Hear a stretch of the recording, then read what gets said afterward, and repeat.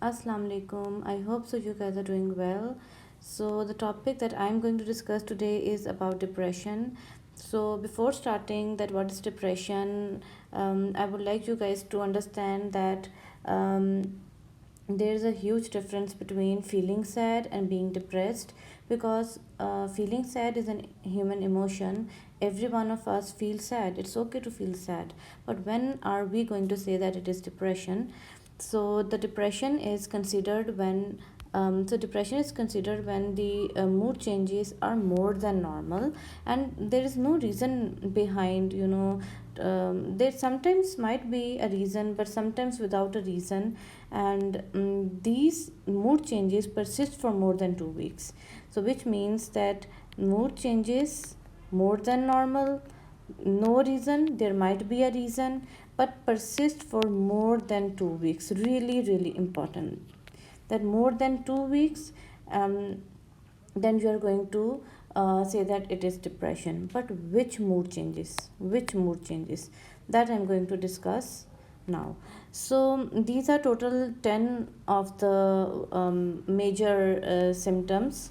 So one is depressed mood, second is loss of interest or pleasure in activities that are normally pleasurable, reduced energy, reduced concentration and attention, reduced self-esteem and self-confidence, ideas of guilt and worthlessness, pessimistic view of the future, ideas of acts of self-harm and suicide, and disturbed appetite, usually reduced but sometimes increased. Similarly, disturbed sleeps, usually reduced but sometimes increased. So, these the first three symptoms, depressed mood, loss of interest in the pleasurable activities, and reduced energy. These are the core symptoms, and these are the minor symptoms. So to describe or to to be sure that it is depression, there should be at least core symptoms two core symptoms and three minor symptoms. the, so total of five symptoms. If there are total of five symptoms, then you are going to be sure that this is clinical depression. This is another diagram that I've shown, that as you guys can see that how depression is affecting the entire human body. Like it is really important to diagnose this depression because it is going to affect the person life. So there is going to be poor concentration, suicidal thoughts, loss of joy or pleasure, lack of motivation, no motivation is going to be there, fatigue, headaches, muscle aches or upset stomach, withdrawal from friends and family, weight gain or weight loss, irritability, and difficulty sleeping. So these are the symptoms of depression. So how to tell that is it mild, moderate, or severe depression? So mild depression is if there are few, if any symptoms in excess of the five required to make the diagnosis. As I have told you earlier that there are going to be five total symptoms, but there is going to be minor functional impairment, that he is going to be or she is going to be doing work, but there is going to be minor functional impairment. When there is marked functional impairment, then that is moderate depression. And when there is marked functional impairment plus she is going to have suicidal thoughts, it is going to be severe depression. Okay, so now what are the etiology or causes of depression? So there can be a lot of causes, but these are the major ones. Like there might be abuse, physical, mental, or emotional. Age, as a person ages, it has been seen that there are more risk of depression because of some hormonal imbalances going on in the body. Then there are certain medications, especially corticosteroids. They are really, really, they are seen. It have been seen that there is a side effect of corticosteroids, which is depression or anxiety, and there are some acne drugs as well, which causes depression. Then there is conflict, then like there can be a conflict, then any death or loss. Gender, especially females, it has been seen that females are at greater risk of having depression as compared to males. And genetics, especially if there is a family history, then it's really there's if there's a strong history of depression, then it is more likely to see it has been it is more likely to be seen that the person is having or depression, can get depression. And there is substance misuse. Okay, so now what is the pathophysiology of depression? The pathophysiology of depression is that there is corticotropin releasing hormone. Um, this hormone is really important. Okay, see this diagram, that there is hypothalamus. Sorry. Okay, so there is hypothalamus, there is pituitary gland, and there is adrenal gland. So whenever the body is in stress, this hypothalamus is going to release corticotropin releasing hormone. And this corticotropic releasing hormone is going to send signals to the pituitary gland and tell the pituitary gland to secrete corticotropin. And when this corticotropin is going to get released, then it is going to go to the adrenal cortex and tell the adrenal cortex to release cortisol. And it has been seen that cortisol leads to anxiety, depression, and other symptoms as well. And this is one of the theories of depression.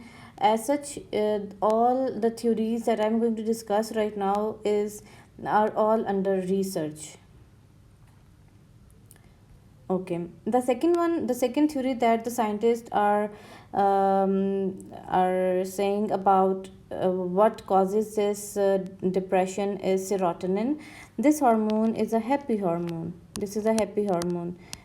So this happy hormone, whenever due to any reason this hormone becomes less in the body, then it leads to depression. So it has been seen that there are some like food which causes good serotonin amount, which are bananas, turkey, eggs, walnuts, spinach, etc. And it has been seen that when the person is like exposed to sunlight, then the serotonin level increases. By exercising and getting massages, the person can have good amount of serotonin. Okay, so this was the second one. And the third thing, it was seen when after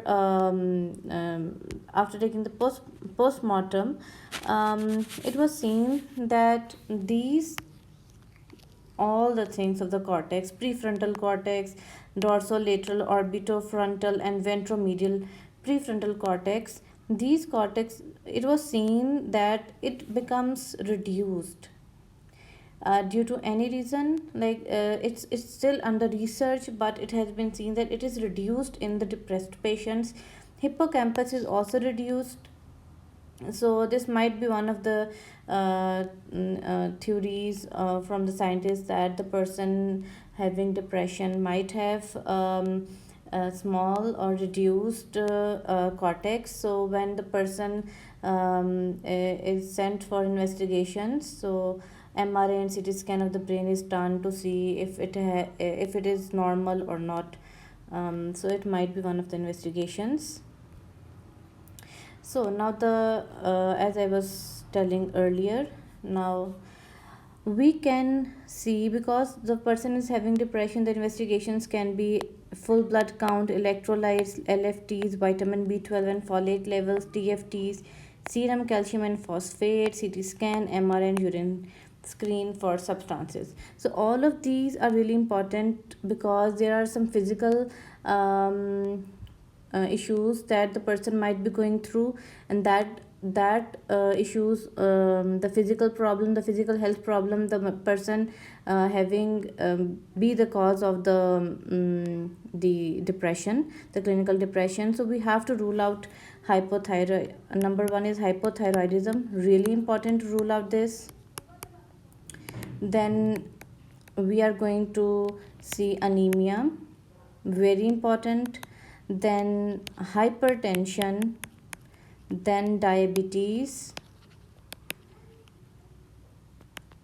and especially medications. We are going to ask the person if he or she is using any medication, especially steroids, because it has been seen that these steroids causes depression. So we also have to rule out these particular physical health issues.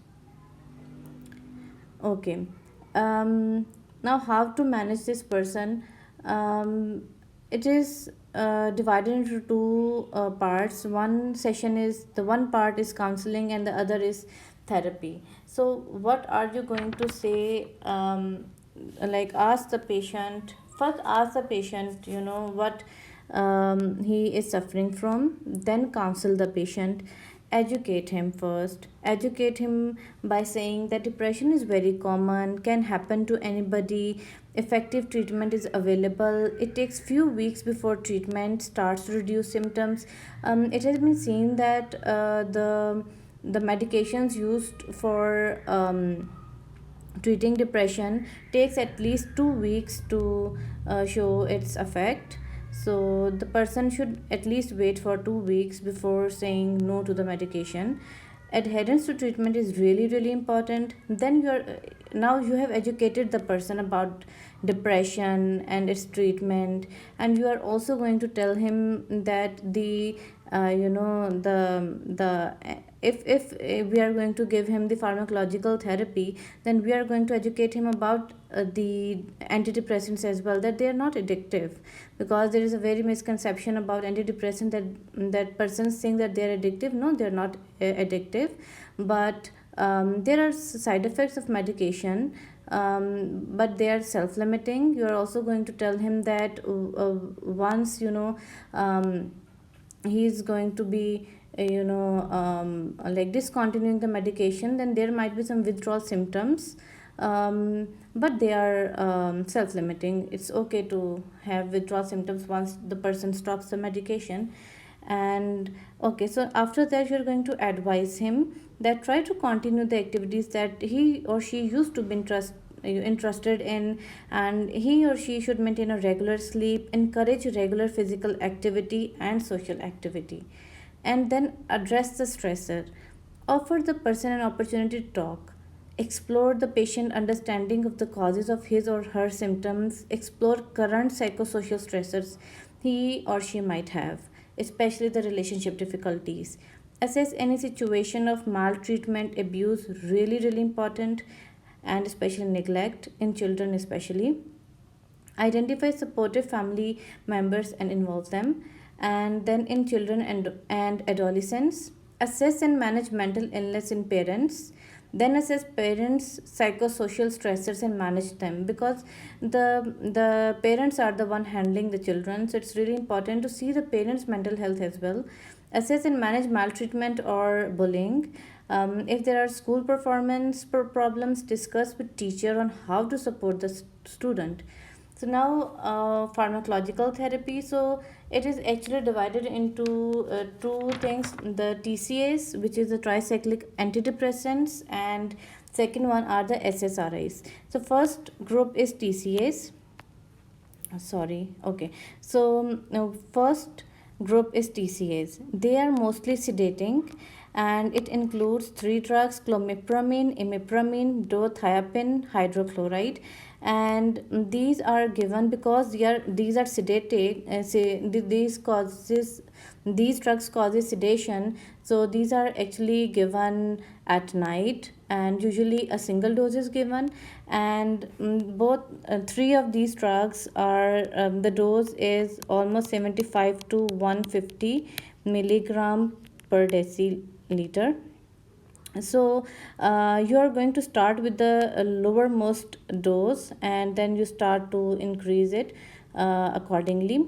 And then how the TCAs work. Actually, the TCAs go and inhibit the so for example, if I draw this is a presynaptic terminal, this is a presynaptic terminal, this is a postsynaptic terminal. So there are some hormones which is serotonin, this is serotonin, and this is serotonin, and this is norepinephrine. So what does the TCAs is that it blocks the junctions, and the serotonin and norepinephrine cannot go inside these terminals, and it stays longer in the presynaptic left. And as these are the happy hormones, these are the mood stabilizers, so it have been seen that it causes it gives a quite good result in treating depression. Okay. Then SSRIs, these are known as selective serotonin reuptake inhibitors, and it is reuptake, okay, reuptake inhibitors. So they are mostly non-sedating, so it can be given in the morning, and it includes fluoxetine and escitalopram. And the fluoxetine is usually in 12 milligram per deciliter, and the second one is 10 milligrams per deciliter. So these two drugs can be given in the morning. Okay, so it's really important to see the side effects of both of the drugs. So I'm going to write the side effects: TCAs and SSRIs. So TCAs have, the number one side effect is dry mouth. Second one is constipation.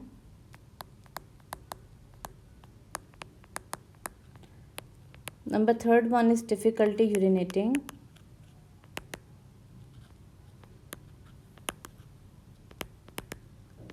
Fourth is dizziness. The person might feel dizzy. Then there is blurred vision. Then there is sedation. Then there is orthostatic hypotension. Okay, so these are all the side effects of TCAs. So it's really important to before prescribing any medication, you have to go through the side effects. SSRIs includes restlessness. Second one is nervousness. Third one is insomnia, anorexia, GIT disturbances. Really important.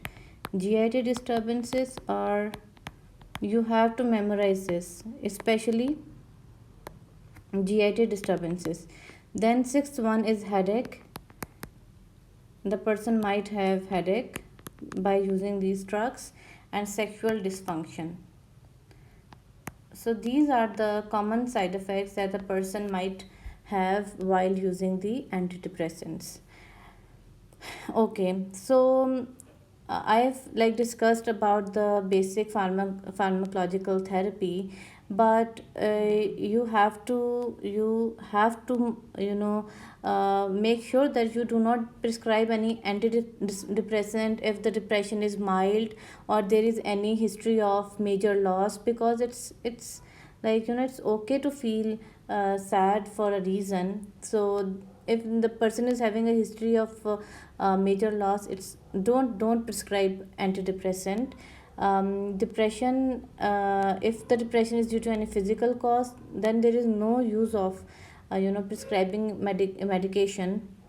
Rather than, I think the person or the doctor or the practitioner should treat the underlying cause first, and then do not prescribe antidepressants to a pregnant lady or the one who is breastfeeding. Okay, and this was all about the depression. So there's another, okay, This is a flow chart that I really liked. So at first just see that we are going to make the diagnosis of major depression. Okay, and we are going to exclude these things. Exclude differential diagnosis, any organic cause, any psychiatric disease, perform a mental state examination, perform a cognitive assessment, relative physical examination, assess suicide risk, look out comorbidities such as substance abuse. Once you have like ruled out everything, you are sure that this is depression, then now assess the severity, that how severe it is. As I have discussed earlier, that it might be mild, moderate, severe.